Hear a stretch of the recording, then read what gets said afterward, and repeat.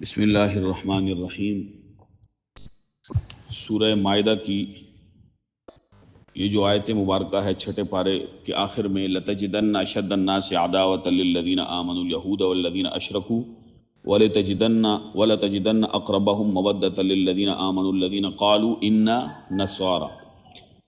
تو اس حوالے سے کہ جو رسول کریم صلی اللہ علیہ وآلہ وصحبہ وسلم کے دور کے جو عیسائی تھے، خصوصاً جناب حضرت اسحمہ بن ابہر رضی اللہ عنہ، جن کو شاہ حبشہ یعنی نجاشی کہا جاتا تھا، جن کا لقب تھا، تو وہ شاہ حبشہ تھے۔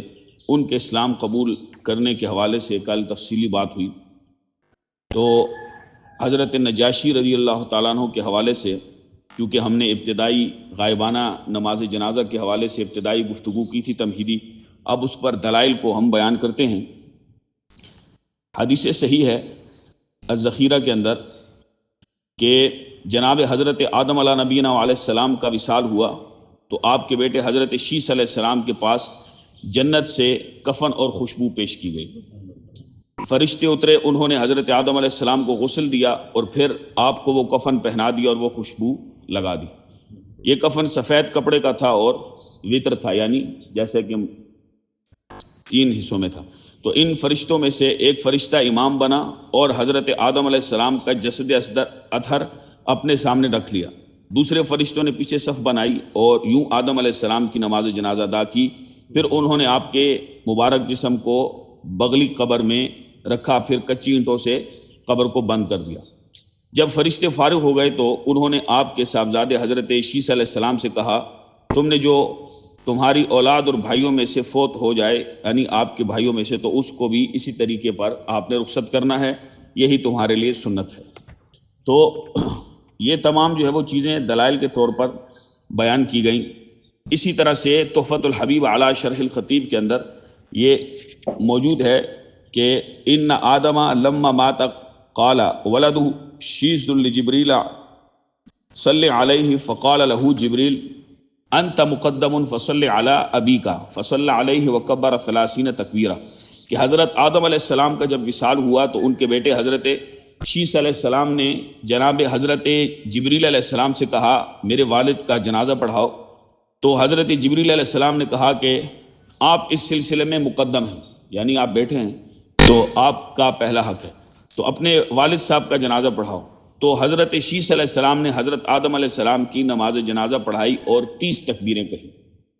ٹھیک ہے جی، تو ہماری شریعت میں تو شریعت محمدیہ صلی اللہ علیہ وسلم میں 4 تکبیریں ہیں، وہ جو بہت ساری ایسی چیزیں ہیں جو اس شریعت میں جائز تھی۔ بہرحال جنازہ پڑھا گیا۔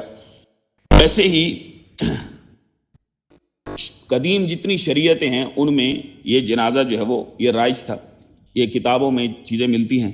ایسے ہی صحیح یہ ہے کہ کہا جائے یہ اس انداز سے کہ ان شرائط اور ارکان اور اس کیفیت کے ساتھ جو جنازہ ادا کیا جاتا ہے، یہ اس امت محمدیہ صلی اللہ علیہ وسلم کی یہ خصوصیت ہے۔ حضرت برا بن معرور رضی اللہ تعالیٰ عنہ یہ انصار صحابہ کرام میں سے تھے اور بیعت عقبہ اولیٰ کے موقع پر انہوں نے نبی پاک علیہ السلام کے ہاتھ پر بیعت کی تھی۔ تو ان کا تعلق بنی سلمہ میں سے تھا اور اپنے قوم کے نقیب تھے۔ حضرت سعد بن معاذ رضی اللہ عنہ کی پھپھو ذات تھے، یعنی آپ کی پھپھو کے بیٹے تھے۔ رسول پاک علیہ السلام کے مدینہ شریف ہجرت کر کے پہنچنے سے 1 مہینہ پہلے ان کا وصال ہو چکا تھا۔ تو یہ سیر و اعلام النبلاء میں امام ذہبی رحمہ اللہ تعالیٰ نے اس کو لکھا۔ تو فرمایا کہ فذهب هو واصحابه فصلى على قبره وانها اول صلاة صلیت فی المدینہ فی الاسلام۔ رسول کریم صلی اللہ علیہ وسلم اور آپ کے صحابہ حضرت برا بن معرور کی رضی اللہ عنہم اجمعین کی قبر پر تشریف لے گئے، پھر آپ نے ان کی قبر پر نماز جنازہ ادا کی۔ یہ پہلی نماز جنازہ تھی جو مدینہ شریف میں اسلام میں ادا کی گئی۔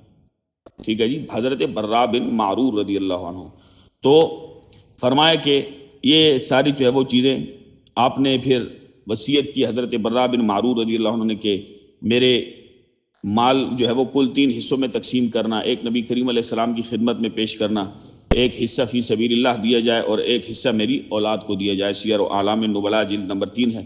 رسول پاک علیہ السلام جب مدینہ شریف تشریف لائے تو حضور علیہ الصلوۃ والسلام نے جو ان کی وصیت تھی، تو انہوں نے حضور علیہ السلام کو پیش کیا، حضور علیہ السلام نے وہ مال قبول کیا اور پھر قبول کر کے ان کے وارثوں کو دوبارہ لوٹا دیا۔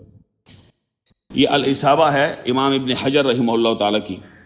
اب یہاں پر جس چیز کے متعلق ہم نے بات کرنی ہے، رسول کریم صلی اللہ علیہ وآلہ وصحبہ وسلم نے 6 ہجری میں حضرت عمر بن امیہ دمری رضی اللہ عنہ کو آپ کی طرف خط دے کر بھیجا، جس میں آپ کو دعوت اسلام دی۔ کن کو؟ جناب نجاشی کو۔ آپ نے دعوت قبول کی، اور حضرت جعفر بن ابی طالب رضی اللہ عنہ جو پہلے ہی ہجرت کر کے آپ کے ہاں پہنچے تھے، کل بڑی تفصیل سے ہم نے اس واقعے کو بیان کیا، ان کے ہاتھ پر حضرت نجاشی نے اسلام قبول کیا۔ یہ المواہب اللدنیہ ہے، امام احمد قسطلانی رحمہ اللہ تعالیٰ کی، جلد نمبر 2 ہے۔ طبقات ابن سعد میں ہے کہ رسول پاک علیہ السلام جب 6 ہجری میں حدیبیہ سے واپس آئے تو محرم 7 ہجری میں حضرت عمر بن امیہ دمری رضی اللہ عنہ کو آپ کی طرف بھیجا۔ جب حضرت نجاشی رضی اللہ عنہ کو رسول اللہ صلی اللہ علیہ وسلم کا خط پہنچا، کیونکہ دیگر لوگوں کو بھی خط بھیجا گیا جیسے کہ پرویز کی طرف بھیجا گیا، تو اس نے نعوذ باللہ اس خط مبارک کی بے حرمتی کی، ٹھیک ہے جی۔ تو اللہ رب ذوالجلال کے وحو علیہ السلام نے اس کے لیے چند کلمات ادا کیے، تو اللہ نے اس کی حکومت کو، ہر شے کو تیس نیس اور تباہ و برباد کیا۔ یہ جو ادب ہے نا، یہ بڑی اعلیٰ چیز ہے۔ اب دیکھیں عمدۃ القاری ہے شرح البخاری میں، یہ 25 جلدوں میں ہے، اس کی 6ٹی جلد میں ارشاد فرمایا فأخذ کتاب النبی صلی اللہ علیہ وسلم فوضعه على عینیہ ونزل عن سریرہ فجلس على الارض تواضعا ثم اسلم، کہ حضرت نجاشی رضی اللہ عنہ نے نبی کریم علیہ السلام کا خط مبارک پکڑا، اسے اپنی آنکھوں پر رکھا، تواضع کرتے ہوئے اپنے تخت سے اتر کر زمین پر بیٹھ گئے۔ پھر اپنے جواب میں انہوں نے، جو نبی کریم علیہ السلام کو انہوں نے خط لکھا، تو انہوں نے اما بعد فقط بلغنی کتابک یا رسول اللہ صلی اللہ علیہ وسلم فما ذکرت من امر عیسیٰ فورب السماء والارض ان عیسیٰ علیہ السلام لا یزید علی ما ذکرت۔ تو فرمایا کہ حمد و صلاح کے بعد یا رسول اللہ صلی اللہ علیہ وسلم مجھے آپ کا خط پہنچا ہے، زمین و آسمان کے رب کی قسم جو کچھ آپ نے حضرت عیسیٰ علیہ السلام کے بارے میں لکھا ہے، حضرت عیسیٰ علیہ السلام سے ایک دھاگا بھی زائد نہیں ہے، وہی ہیں جو کچھ آپ نے ذکر کیا۔ جو کچھ بھی آپ لے کر آئے ہماری طرف مبعوث کیے گئے، ہم نے اسے پہچان لیا، بس میں گواہی دیتا ہوں کہ آپ اللہ کے سچے رسول ہیں جن کی تصدیق کی گئی ہے۔ میں نے آپ کے چچا کے بیٹے یعنی حضرت جعفر بن ابی طالب رضی اللہ تعالیٰ عنہ ان کے ہاتھ پر بیعت کرتے ہوئے آپ کی بیعت کی، اور میں ان کے ہاتھ پر اللہ رب العالمین کے لیے جھک گیا۔ میں آپ کی طرف اپنے بیٹے کو بھیج رہا ہوں، اگر آپ چاہیں گے تو میں خود حاضر ہوں، تو میں ایسا بھی کروں گا۔ میں گواہی دیتا ہوں کہ آپ جو فرماتے ہیں وہ حق ہے۔ والسلام علیکہ ورحمۃ اللہ وبرکاتہ۔ یہ رجب 9 ہجری میں ان کا حبشہ میں وصال ہوا، اور رسول کریم علیہ السلام نے ان کی مدینہ شریف میں نماز جنازہ پڑھائی۔ جنازہ کدھر ہوا؟ یعنی فوت کی کدھر ہوئی؟ حبشہ میں۔ اب یہ دوسرا ملک ہے ایتھوپیا، موجودہ جو جدید نام ہے ایتھوپیا، چونکہ یہ اس کے بر اعظم افریقہ کے مشرق میں یہ واقعہ ہے۔ تو فرمایا کہ یہ نسیم الریاض ہے امام شہاب الدین خفاجی رحمہ اللہ تعالیٰ کی، اس میں یہ ساری بات موجود ہے۔ حضرت سیدہ عائشہ صدیقہ رضی اللہ تعالیٰ عنہ فرماتی ہیں لما مات النجاشی عنہ کننا نتحدث انہ لا یزال یرا علی قبرہ نور۔ یہ سنن ابی داؤد کتاب الجنائز ہے۔ تو فرماتے ہیں حضرت سیدہ ام المومنین رضی اللہ تعالیٰ عنہ فرماتی ہیں کہ جب نجاشی کا وصال ہو گیا، ہمیں یہ بتایا جاتا تھا کہ حبشہ ان کی قبر پر نور دیکھا جاتا۔ ٹھیک ہے جی، یہ بر اعظم افریقہ کا مشرقی حصہ تھا، یہ قدیم عیسائیوں کی سلطنت تھی۔ ٹھیک ہے جی، تو یہی عیسائی جو تھے حضرت نجاشی اور ان کے جو ساتھی تھے وہ انہوں نے اسلام قبول کیا تھا۔ بہرحال وہ کافروں کی سرزمین تھی۔ تو حضرت رسول پاک علیہ السلام نے سن 5 ہجری میں یہ ارشاد فرمایا کہ اِنَّ بِأَرْضِ الْحَبْشَةَ مَلِكًا لَا يُظْلَمُ أَحَدٌ عِنْدَهُ۔ فرمایا حبشہ میں ایک بادشاہ ہے جس کے ہاں کسی پر ظلم نہیں کیا جاتا، تم اس کی سلطنت میں چلے جاؤ یہاں تک کہ جن سخت حالات میں تم اب ہو اللہ انہیں تبدیل فرما دے۔ تو کل تفصیل گزری ہے کہ پہلے چند مرد اور چند خواتین اہل اسلام وہ ہجرت کر کے، پہلی ہجرت کر کے گئے، پھر دوسری مرتبہ ہجرت کی، اس وقت 82 حضرات تھے، تو ان پر کسی قسم کا کوئی ظلم نہیں کیا گیا۔ 11 مرد اور 4 عورتیں تھیں۔ حضرت نجاشی، ان کے حوالے سے حدیث نجاشی مشہور ہے. وہ روایت بخاری ہے، کتاب الجنائز ہے، باب الصفوف علی الجنازہ. یہ حدیث نمبر ہے 1318 1318. عن ابی ہریرہ رضی اللہ تعالیٰ عنہ قال، حضرت ابو ہریرہ رضی اللہ عنہ سے مروی ہے کہ نبی کریم صلی اللہ علیہ وسلم نے اپنے صحابہ کرام رضوان اللہ علیہم اجمعین کو حضرت نجاشی کے وصال کی خبر دی.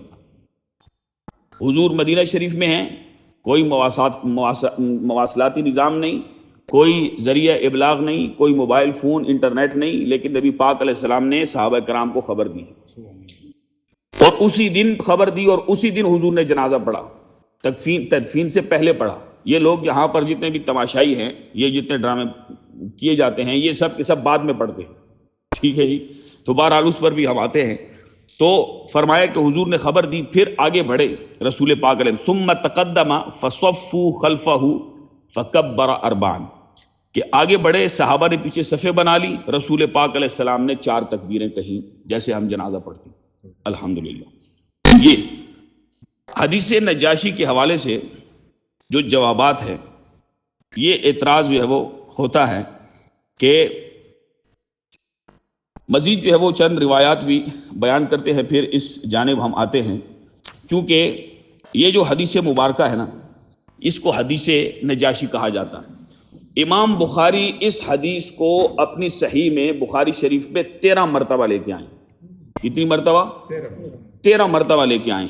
تھوڑا ہم اس کو دیکھتے ہیں. اب یہ ہے عن ابی ہریرہ رضی اللہ تعالیٰ عنہ ان رسول اللہ صلی اللہ علیہ وسلم، حضرت ابو ہریرہ رضی اللہ تعالیٰ عنہ سے مروی ہے کہ نبی کریم علیہ السلام نے حضرت نجاشی کے وصال کی خبر دی. نعن نجاشیہ فی الیوم الذی مات فیہ، تو حضرت نجاشی کے وصال کی خبر دی اسی دن دی جس دن ان کا وصال ہوا. ٹھیک ہے جی. الذی مات فیہ، فرمایا کہ فی الیوم الذی مات فیہ، اسی دن خبر دی جس میں ان کا وصال ہوا. تو فرمایا کہ نبی پاک علیہ السلام جنازہ گاہ کی طرف نکلے، صحابہ کرام کی صفیں بنائی اور 4 تکبیریں کہیں. پہلی جو روایت جو امام بخاری حدیث پاک لے کے آئے ہیں وہ یہ ہے. وہ اس کا نمبر ہے 1245 1245.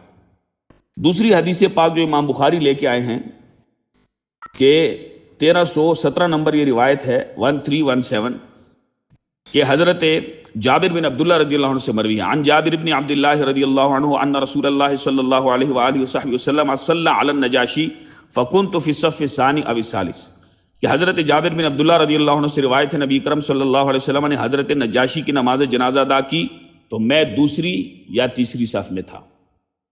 ٹھیک ہے جی. اسی طرح سے امام بخاری نے باب باندھا باب الصفوف علی الجنازہ، یہ 1318 نمبر روایت ہے. اور پھر چوتھی جگہ امام بخاری لے کے آئیے 1320 نمبر روایت ہے. 1320 پھر 27 پھر 28، تو 1320 ہے 1320. فرماتے ہیں کہ انہ سمع جابر بن عبداللہ رضی اللہ عنہ یقول قال النبی صلی اللہ علیہ وسلم قد توفی اليوم رجل صالح من الحبش فہلما فصلوا علیہ. حضرت جابر بن عبداللہ رضی اللہ عنہ سے مروی ہے نبی کریم صلی اللہ علیہ وسلم نے فرمایا آج حبش میں ایک نیک آدمی فوت ہو گئے، آؤ ان کی نماز جنازہ پڑھیں. ٹھیک ہے جی. یہ جو بخاری یہ ساری روایات موجود ہیں کہ حضرت نجاشی رضی اللہ تعالیٰ عنہ کی نماز جنازہ کے حوالے سے، تو یہ تقریباً مختلف روایات ہیں، مختلف میں الفاظ ہے. بہرحال نبی پاک علیہ السلام نے نماز جنازہ پڑھی. پھر 1333 ہے، 1334 ہے اور 3877 ہے 3877. تو یہ ساری جو ہے وہ روایات میں صرف نمبر پڑھ دیتا ہوں، اگر کسی نے دیکھنا ہو تو وہاں دیکھ لے، چونکہ یہ مزید موضوع طویل ہو جائے گا. تو 3878 بھی ہے 3878 اور 3879 بھی ہے 3879 اور 3880 ہے 3881 ہے. یہ ترتیب سے پھر آ رہی ہیں. یہاں پر چند چیزیں جو ہے وہ ان احادیث مبارکہ سے ثابت ہوئیں. وہ کیا ہیں کہ سب سے پہلے یہ بات ثابت ہوتی ہے کہ رسول کریم صلی اللہ علیہ وسلم مدینہ شریف میں ہوتے ہوئے حضرت نجاشی کے وصال کی خبر آپ نے دی ہے. یہ آپ کے علم مبارک کی شان ہے کہ اللہ رب ذوالجلال نے آپ کو کتنے علم سے اور اس چیز سے نوازا کہ اسی دن فوتگی ہوئی، اور اسی دن رسول پاک علیہ السلام نے ارشاد فرمایا کہ تمہارا بھائی ایک نیک آدمی رجل صالح وہ حبش میں ان کا وصال ہوا ہے۔ تو حضور نبی پاک علیہ الصلوۃ والسلام نے فرمایا وقال استغفروا لاخیکم، جیسے 3880 نمبر روایت میں ہے کہ آؤ جو ہے وہ اپنے بھائی کے لیے مغفرت طلب کرو۔ دوسری چیز یہ معلوم ہوئی کہ رسول کریم صلی اللہ علیہ وسلم نے حضرت نجاشی کے وصال کی خبر اسی دن دی، جیسا کہ الیوم سے پتہ چل رہا ہے، تو الیوم آج کے دن جو ہے وہ اس کے لیے آتا ہے۔ تیسری بات احادیث مبارکہ سے یہ معلوم ہوئی کہ رسول کریم صلی اللہ علیہ وسلم نے خبر تو مسجد میں دی لیکن جنازہ مسجد میں نہیں پڑھا، جنازہ گاہ میں جو ہے وہ پڑھانے کے لیے آپ جو ہے وہ تشریف لے گئے، لہٰذا مسجد میں آپ نے جنازہ نہیں پڑھایا۔ کیا فرمایا صحابہ کرام رضوان اللہ علیہم اجمعین نے فرمایا خرج الی المصلی، رسول پاک علیہ السلام جنازہ گاہ کی طرف تشریف لے گئے۔ ٹھیک ہے جی۔ چوتھی بات یہ معلوم ہوئی کہ رسول کریم صلی اللہ علیہ وسلم نے نماز جنازہ میں 4 تکبیریں کہیں، لہٰذا جنازہ میں 4 تکبیریں ہی کہی جائیں۔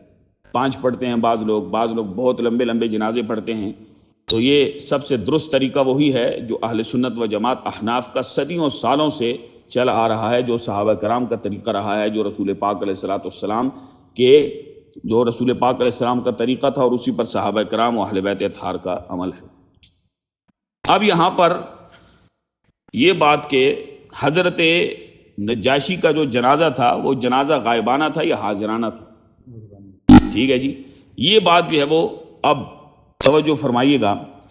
13 مقام میں کتنے 13 جگہ پر امام بخاری یہ روایت یہ حدیث پاک لے کے آئے، لیکن کسی جگہ پر بھی کسی ایک روایت میں چند روایات تو میں نے آپ کے سامنے پیش کی، نمبر بھی وہاں پر آپ بے شک دیکھ لیں کہ کسی ایک حدیث کے متن میں امام بخاری نے یہ نہیں فرمایا یا اس جگہ باب ایسا نہیں باندھا کہ صلی علیہ وہو غائب، یا حدیث کے متن میں یہ لفظ ہوں کہ حضور نبی پاک علیہ الصلوۃ والسلام نے جنازہ پڑھا اور ان کی نمازیں یعنی غائبانہ جنازہ پڑھی۔ یہ لفظ جو ہے وہ ایک روایت میں بھی موجود نہیں ہے۔ یہ یار لوگوں نے عجیب و غریب تماشا نکال لیا، کوئی امریکہ میں، سعودی عرب میں، کہیں پر بھی جو ہے وہ فوت ہو تو وہ یہاں پہ جو ہے وہ غائبانہ جنازے پڑھتے ہیں، جبکہ ہم نے اس بات کو بیان کیا کہ نماز کے لیے، کسی بھی نماز کے لیے اس کا سبب ہونا ضروری ہے۔ نماز جنازہ کے لیے سبب کیا ہے؟ حضور میت کا حاضر ہونا۔ میت نہیں ہے تو جنازہ کس چیز کا پڑھ رہا ہے؟ ٹھیک ہے جی، تو حضور میت جو ہے وہ اسی لیے کہتے ہیں جی دعائی ہے تو چلے پڑھ لیں، تو اس لیے ہم نے بھی کل اس چیز پر بڑی تفصیل سے بات کی کہ دعا الگ ہے، جنازہ الگ ہے۔ دعا کے لیے امام کا اور جو نماز کی شرائط ہے ان کا قبلہ رخ ہونے کا یہ اہتمام نہیں کیا جاتا، جبکہ نماز جنازہ کے لیے امام کا ہونا بھی ضروری ہے، جو شرائط نماز کی ہیں وہ بھی ضروری ہیں، جو چیزیں نماز کے لیے ضروری ہوتی ہیں وہی ضروری ہیں۔ ٹھیک ہے جی، اسی لیے ان تمام چیزوں کو ہم نے کل تمہیدی طور پر بیان کیا۔ ہاں یہ ثابت ہے کہ رسول کریم صلی اللہ علیہ وسلم مدینہ شریف میں تھے اور حضرت نجاشی رضی اللہ تعالیٰ عنہ حبشہ میں فوت ہوئے، یہ بات ثابت ہے، لیکن یہ کہ حضور نے غائبانہ جنازہ پڑھا ہو یہ بات ایک روایت میں بھی موجود نہیں ہے۔ تو اس لیے یہاں پر اعتراض ہوتا ہے یار لوگوں کی طرف سے کہ ثابت ہوا کہ جنازہ جو ہے وہ غائبانہ تھا، کیونکہ رسول پاک علیہ السلام مدینہ شریف میں تھے اور نجاشی آپ سے اوجل حبشہ میں تھے، کیونکہ یہ جو طبقہ ہے یہ اپنے اوپر نبی پاک علیہ السلام کو قیاس کر رہا ہے، جیسے ہمیں نظر نہیں آتا ایسے انہوں نے کہا وہ سمجھے کہ رسول پاک علیہ السلام سے بھی اوجل تھا، کیونکہ مدینہ شریف ایک الگ ملک ہے، یعنی وہ حجاز مقدس، اور پھر حبشہ جو ہے وہ الگ ملک ہے، پورا ایک سمندر بیچ میں پڑتا جی۔ تو اس پر ہمارا یہ جواب ہے، پہلی بات تو یہ ہے کہ جواب نمبر 1 یہ ہے کہ بخاری شریف کی ایک روایت ہے اور اس روایت میں ایک لفظ ہے، ایک جملہ ہے جو بخاری شریف جلد اول میں بھی ہے اور مسلم شریف جلد دوم میں، تو رسول پاک علیہ الصلوۃ والسلام کے یہ مبارک الفاظ موجود ہیں کہ وَإِنِّي وَاللَّهِ لَأَنظُرُ إِلَىٰ حَوْضِ الْآن، حضور نے ارشاد فرمایا بے شک میں خدا کی قسم اپنے حوض کوثر کو اب مسلسل دیکھ رہا ہوں۔ اب حوض کوثر کدھر ہے؟ حوض کوثر ہم بتاتے ہیں کہ جو روایت ساری چیزیں معلوم ہیں کہ جو نگاہ، حوض کوثر اب 7 آسمانوں سے اوپر ہے، جو نگاہ مصطفیٰ صلی اللہ علیہ وسلم 7 آسمانوں کے پار حوض کو دیکھ رہی ہے، اس کا ایک سمندر پار حضرت نجاشی کے بدن کو دیکھنا کون سا بعید ہے؟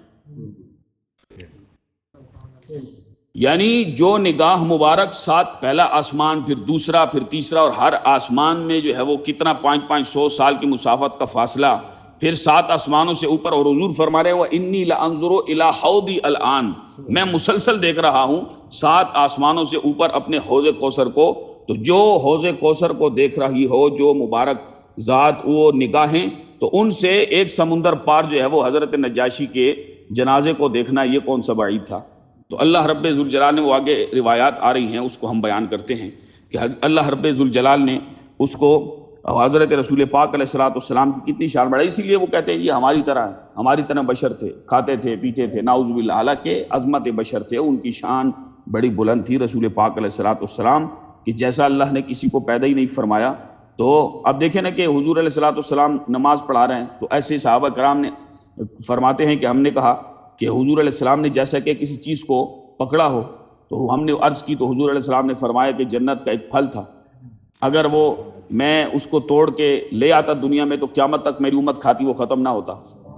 یہ اب کسی بھی ہے، اتنا ہاتھ ہے، یہ ہاتھ کی لمبائی ہے، اس سے آگے تو بندہ قادر ہی نہیں ہے کہ اس کی چیز کو پکڑ سکے، لیکن کھڑے مسلح پہ زمین پہ، اور وہ آسمان، وہ جنت جو 7 آسمانوں سے اوپر ہے۔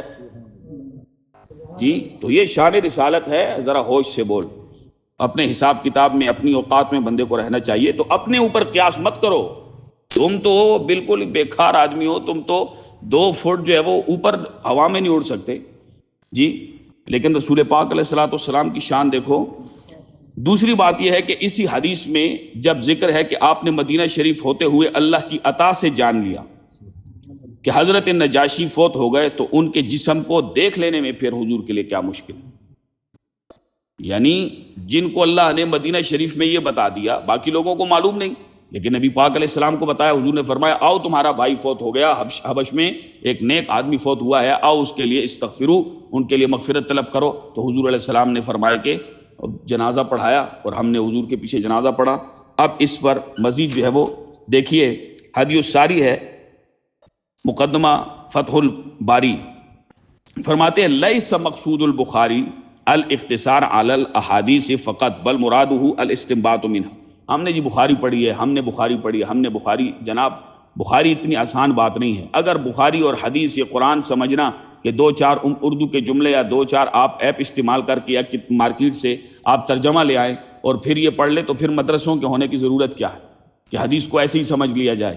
اب امام بخاری کا 13 جگہ پر اس ایک حدیث کو لے کے آنا، ایک حدیث کو تکرار کے ساتھ 13 مرتبہ لے کے آنا، مقصد کیا ہے؟ حدیث ساری میں لکھتے ہیں امام بخاری کا مقصد محض احادیث پر اکتفا کرنا نہیں، یہ کہ صرف جمع کرنا، بلکہ آپ کا مقصد احادیث سے ان ابواب کے لیے استنباط و استدلال کرنا تھا جو آپ نے صحیح بخاری میں قائم کیے تھے۔ مطلب یہ ہے کہ اس حدیث پاک کو آپ 13 جگہ پر لے کے آئے، ہر جگہ پر آپ نے عنوان الگ باندھا ہے کہ اس حدیث سے یہ مسئلہ نکلتا ہے، اس حدیث سے یہ مسئلہ ثابت ہوتا ہے، اس حدیث سے یہ مسئلہ ثابت ہوتا ہے۔ تو امام بخاری نے جو تراجم، اب ترجمہ جو حدیث کی باب میں یا امام بخاری کا ترجمہ کہا جاتا ہے، تو اس سے امام بخاری کے جو احادیث مبارکہ پر عنوان ہیں، ابواب باندھنے پر، وہ عنوان مراد ہوتے ہیں۔ ترجمہ سے مراد جو عبارت کا ترجمہ وہ نہیں ہے، یہ امام بخاری کا، یہ بڑی علمی باتیں ہیں، یہ آپ نے ذہن میں رکھنی۔ تو فرماتے ہیں کہ محدثین کیا کہتے ہیں؟ محدثین کہتے ہیں فقہ البخاری فی تراجمہ، کہ بخاری کی فقہ اس کے ابواب کے عنوان میں ہے۔ ٹھیک ہے جی، تو مختلف ابواب کے ساتھ ایک ہی حدیث کو 13 جگہ لے کے آئے، لیکن مختلف ابواب کے ساتھ الفاظ کی چند جو ہے وہ کمی زیادتی کے ساتھ اس سے انہوں نے مسائل کو استنباط کیا، مسائل کو نکالا ہے کہ اس حدیث سے یہ بات نکلتی ہے، اس حدیث سے یہ بات ثابت ہوتی۔ تو امام بخاری نے مختلف مسائل ثابت کرنے کے لیے ایک حدیث کو 20 مرتبہ بھی ذکر کیا، مختلف مسائل کو ثابت کرنے کے لیے ایک حدیث پاک کو 20 مرتبہ بھی ذکر کیا۔ تو حدیث حضرت نجاشی رضی اللہ تعالیٰ عنہ کو امام بخاری نے کل 13 مرتبہ ذکر کیا، 8 مرتبہ کتاب الجنائز میں اور 5 مرتبہ کتاب و مناقب الانصار میں، باب موت النجاشی میں اس کو ذکر کیا ہے۔ امام بخاری رحمہ اللہ تعالیٰ نے اس سے صرف 6 مسائل ثابت کیے۔ نمبر 1، میت کے رشتہ داروں کو اس کی موت کی خبر دینا جائز ہے۔ نمبر 2، نماز جنازہ میں امام کے پیچھے مقتدی 2 ہوں یا 3۔ نمبر 3، نماز جنازہ کے لیے متعدد صفیں بنائی جائیں۔ یہ مسائل انہی احادیث سے ثابت ہے نا، جیسے ہمارے ہاں مختلف ایک صف بنائی جاتی ہے، دوسری تیسری چوتھی، اسی طرح سے جنازہ گاہ میں اور مسجد میں نماز جنازہ کا حکم، مسجد سے نماز جنازہ کی طرف، جنازہ گاہ کی طرف جا کر نماز پڑھنا، حالانکہ ادھر بھی کتنی بڑی جگہ ہے، لیکن مسجد میں کیوں جنازہ نہیں پڑھتے؟ کیونکہ رسول پاک علیہ السلام خرج الی المصلی، حضور نبی پاک علیہ السلام جنازہ گاہ کی طرف تشریف لے گئے، جی وہاں جا کے جنازہ پڑھایا۔ نمبر 5، نماز جنازہ میں 4 تکبیریں کہنی چاہیے، ٹھیک ہے جی۔ نمبر 6، حضرت نجاشی کی وفات کا بیان۔ اگر اس حدیث کو غائبانہ نماز جنازہ کی دلیل بنایا جا سکتا ہو، بڑی زبردست بات ہے، تو امام بخاری جو اتنے عمیق سوچ کے مالک تھے، عام آدمی نہیں تھے امام بخاری، لاکھوں حدیثیں یاد تھی امام بخاری کو زبانی، لوگوں نے خلط ملط کر کے امام بخاری کی ذہانت کا ٹیسٹ لیا تو آپ نے ساروں کو ایک ہی ترتیب میں کر دیا راویوں سمیت، اتنا خدا نے ملکہ اور اتنا حافظہ عطا فرمایا۔ تو ہم کہتے ہیں کہ اگر اس کو آپ کہتے ہیں کہ یہ حدیث نجاشی، حضور مدینہ شریف میں تھے اور حضرت نجاشی کی جو ہے وہ وفات وہاں پر حبشہ میں ہوئی، تو لہٰذا نماز جنازہ جو ہے وہ غائبانہ پڑھا جا سکتا ہے، تو ہم یہ کہتے ہیں کہ اگر اس حدیث کو غائبانہ جنازے کی دلیل بنایا جا سکتا ہو، جبکہ حدیث کے متن میں لفظ ہی موجود نہیں ہے غائبانہ جنازے کا، تو امام بخاری جو اتنے عمیق سوچ کے مالک ہیں، کم از کم ان کو تو اس حدیث سے یہ مسئلہ نظر آ جاتا، اور کم از کم وہ ایک باب یوں بھی قائم کر دیتے۔ 13 جگہ پر انہوں نے حدیث ذکر کی اور 13 جگہ پر جو ابواب عنوان قائم کیے، ان عنوان میں سے ایک جگہ بھی غائبانہ جنازے پر انہوں نے عنوان قائم نہیں کیا، تو کم از کم وہ ایک یہ بھی عنوان قائم کر دیتے کہ باب الصلاۃ علی المیت الغائب، غائبانہ نماز جنازہ کا باب، لیکن امام بخاری نے نہیں کیا، اور نیچے یہ حدیث پاک یہ باب لکھ کر کہ باب الصلاۃ علی الغائب، کہ غائبانہ نماز جنازہ کا باب، اور نیچے یہ حدیث لکھ دیتے جو آپ پیش کر رہے ہیں، لیکن امام بخاری نے اپنے طرز بیان سے اس حدیث پاک کو غائبانہ جنازے کی دلیل بنانے والوں کا رستہ امام بخاری نے بند فرما دیا۔ یہ آپ بناتے رہیں، لیکن محدثین کا یہ طریقہ نہیں ہے۔ تو اسی طرح سے جنازہ جو تھا یہ حاضرانہ تھا۔ رسول کریم صلی اللہ علیہ وسلم نے جو حضرت نجاشی رضی اللہ عنہ کا جنازہ پڑھا تو وہ غائبانہ نہیں تھا۔ صحیح ابن حبان ہے، حدیث پاک کی بڑی معتبر اور مشہور ترین یہ کتاب ہے، حدیث نمبر ہے 3098 3098۔ عن عمران بن حسین قال انبأنا رسول اللہ صلی اللہ علیہ وسلم ان اخاکم النجاشی توفی فقوموا فصلوا علیہ فقام رسول اللہ صلی اللہ علیہ وسلم وصفوا خلفہ وکبر اربعا وهم لا يظنون الا ان جنازتہ بین یدیہ۔ حضرت عمران بن حسین رضی اللہ عنہ سے روایت ہے، وہ کہتے ہیں کہ رسول پاک علیہ السلام نے ہمیں خبر دی تمہارے بھائی حضرت نجاشی انتقال کر گئے ہیں، کھڑے ہو جاؤ، ان کی نماز جنازہ ادا کرو۔ پس رسول پاک علیہ السلام کھڑے ہو گئے اور صحابہ نے آپ کے پیچھے صفیں بنائی، رسول پاک علیہ السلام نے 4 تکبیریں کہیں، صحابہ کرام یہی سمجھ رہے تھے کہ حضرت نجاشی کا جسم رسول پاک علیہ السلام کے آگے ہے۔ ایک روایت جو ہے وہ یہ ہے، دوسری جو ہے وہ یہ کہ حضرت عمران بن حسین رضی اللہ عنہ آپ سے ہی کہ رسول پاک علیہ السلام نے فرمایا کہ تمہارے بھائی حضرت نجاشی فوت ہو گئے، تم ان کی نماز جنازہ پڑھو۔ پس رسول پاک علیہ السلام کھڑے ہو گئے، ہم نے آپ کے پیچھے صفیں بنائی، آپ نے ان پر 4 تکبیریں پڑھی، ہم یہی سمجھے تھے کہ جنازہ رسول پاک علیہ السلام کے سامنے پڑا ہے۔ ابو عوانہ روایت کرتے ہیں صحابہ کرام رضوان اللہ علیہم اجمعین فرماتے تھے فصلینا خلفہ ونحن لا نرى الا ان الجنازۃ قدامنا، یہ فتح الباری ہے کتاب الجنائز جلد نمبر 4 ہے، کہ ہم نے رسول پاک علیہ السلام کے پیچھے نماز جنازہ پڑھی، ہم یہی دیکھ رہے تھے کہ جنازہ ہمارے سامنے ہے۔ اس پر بھی اعتراضات ہیں، وہ بھی انشاءاللہ ہم اس کی بھی دھجیاں اڑائیں گے علمی میدان میں۔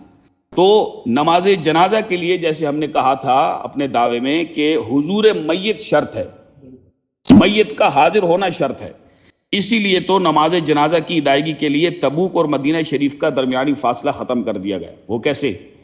وہ ایسے کہ یہ جو روایت ہے مرقات میں، شرح مشکات میں جلد نمبر 4 ہے، حضرت انس بن مالک رضی اللہ عنہ روایت کرتے ہیں ان جبریل علیہ السلام نزل علی النبی صلی اللہ علیہ وسلم فقال یا محمد صلی اللہ علیہ وسلم مات معاویۃ بن معاویۃ المزنی افتحب ان تصلی علیہ قال نعم فضرب بجناحہ الارض فلم یبق شجرۃ ولا اقمۃ۔ فرماتے ہیں حضرت جبریل علیہ السلام رسول پاک علیہ السلام کے خدمت میں تبوک میں حاضر ہوئے، کہاں پر؟ تبوک میں، اور عرض کیا رسول اللہ صلی اللہ علیہ وسلم حضرت معاویہ مزنی رضی اللہ تعالیٰ عنہ فوت ہو گئے، کیا آپ ان کی نماز جنازہ، وہ مدینہ شریف میں اور رسول پاک علیہ السلام تبوک میں، تو فرمایا کہ فوت ہو گئے، کیا آپ ان کی نماز جنازہ پڑھنا چاہتے ہیں؟ رسول پاک علیہ السلام نے فرمایا ہاں۔ تو بظاہر تو یہ معلوم ہوتا ہے کہ وہاں جائیں گے تو ہی جنازہ پڑھیں گے، یا پھر جو ہے وہ وہیں پر کھڑے ہو کر جنازہ پڑھ لیں گے، تو یہ لوگ اپنی غائبانہ جنازہ کی دلیل بنا لیں گے، دو باتیں۔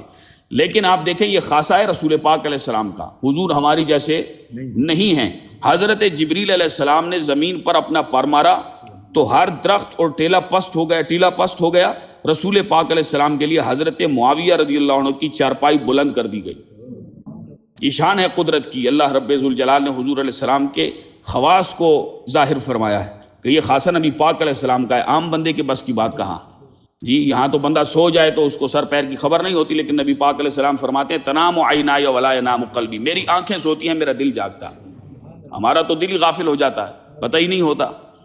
تو یہاں تک کہ رسول پاک علیہ السلام نے انہیں دیکھتے ہوئے ان کی نماز جنازہ ادا کی۔ کیا ہے روایت کے لفظ ہیں حتی نظر الیہ فصلی علیہ، حضور نے ان کو دیکھتے ہوئے جنازہ پڑھا۔ حضور کے لیے تو غائبانہ تھا ہی نہیں، اور نہ ہی مقتدیوں کے لیے، کیونکہ پیچھے اس امام کے، ٹھیک ہے جی۔ تو اسی لیے رسول پاک علیہ السلام نے حضرت جبریل علیہ السلام سے فرمایا کہ حضرت معاویہ بن معاویہ کو اللہ سے یہ مقام کیسے ملا؟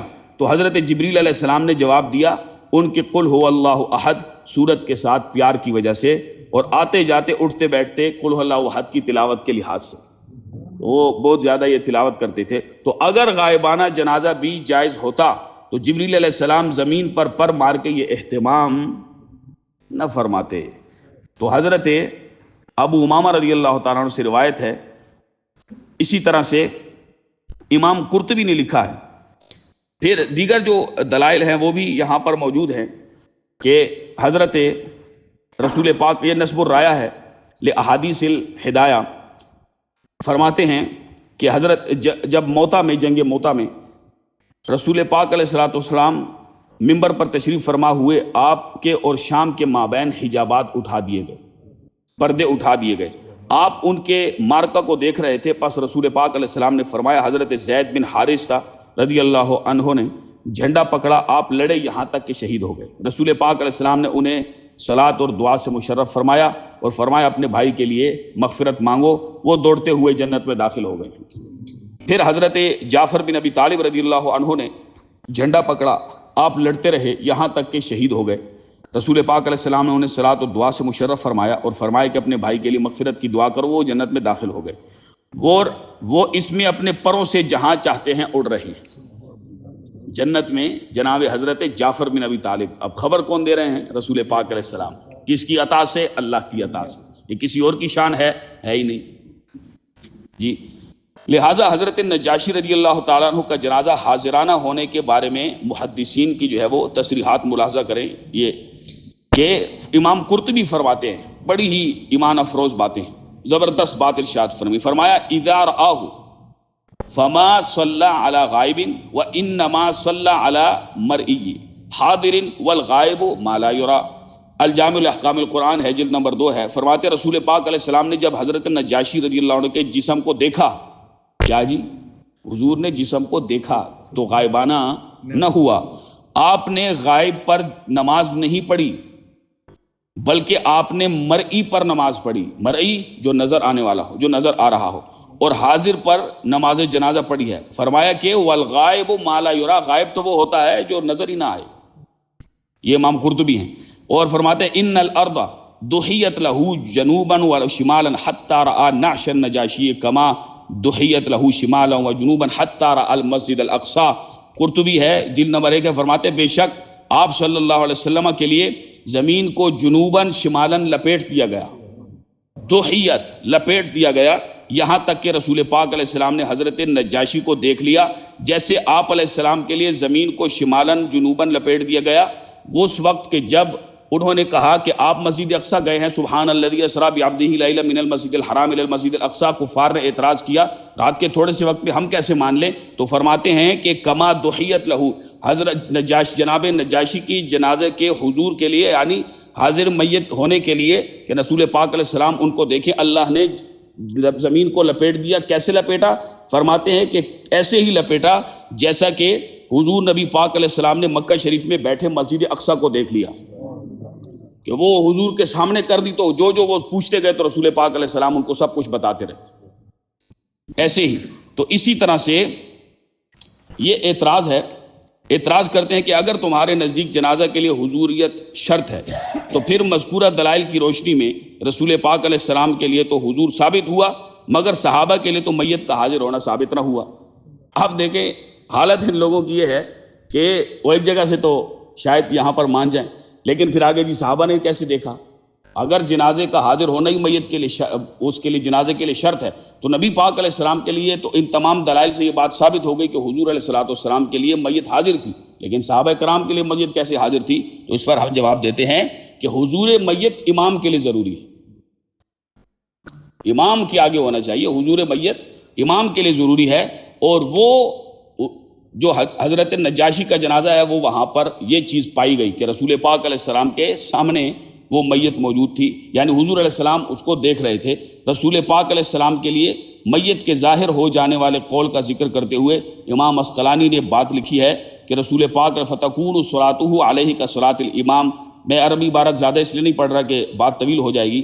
تو فرماتے ہیں فتح الباری شرح البخاری میں کتاب الجنائز ہے، باب الصفوف علی الجنازہ جلد نمبر 3 ہے کہ رسول پاک علیہ السلام کا حضرت نجاشی رضی اللہ عنہ کی نماز جنازہ ادا کرنا یوں ہی ہے جیسے امام میت کو دیکھ رہا ہوتا ہے اور مقتدی نہیں دیکھ رہے ہوتے، اور امام دیکھ رہا ہو مگر مقتدی نہ دیکھ رہے ہوں تو ایسی نماز جنازہ کے جواز میں کوئی اختلاف. ہمارے ہاں بھی ایسا نہیں ہوتا، ساری دنیا سے پڑھتی ہے. اب پہلی صف والے تو چلیں آپ کہیں کہ میت کو دیکھ رہے ہیں، تو دوسری صف والے، تیسری والے، بعض جنازے اتنے بڑے ہوتے ہیں 12ویں 14ویں صف والے، وہ میت کو کیسے دیکھیں گے؟ تو کیا ان کا جنازہ نہیں ہوا کہ انہوں نے میت کو نہیں دیکھا؟ تو امام دیکھ رہا ہے، اس لیے جو ہے وہ بالکل جواز یہ جائز ہے اور اس میں کوئی اختلاف نہیں ہے، کیونکہ مقتدی تو متعدد صفوں میں ہوتے ہیں، دوسری، چوتھی، 10ویں، 12ویں میں، اور ہر ایک کا دیکھنا ممکن ہی نہیں ہے. اللہ رب ذوالجلال ہم سب کو ان چیزوں پر عمل کرنے کی توفیق نصیب فرمائے کہ جو اپنی طرف سے منمانی کر کے نہ گھڑی گئی ہوں، بلکہ اللہ اور اس کے رسول علیہ السلام کے بتائے ہوئے طریقے کے مطابق ہوں. جو صحابہ و اہل بیت کا جن پر عمل ہے، یہ سب اپنی طرف سے منمانیاں ہیں، لوگوں نے ان چیزوں کو نہیں سمجھا. تو ہم نے اس کو مزید بھی انشاءاللہ ان دلائل کو بیان فرمائیں گے، ایمان تازہ ہو جائے گا. اللہ رب ذوالجلال ہم سب کو عمل کی توفیق نصیب فرمائے.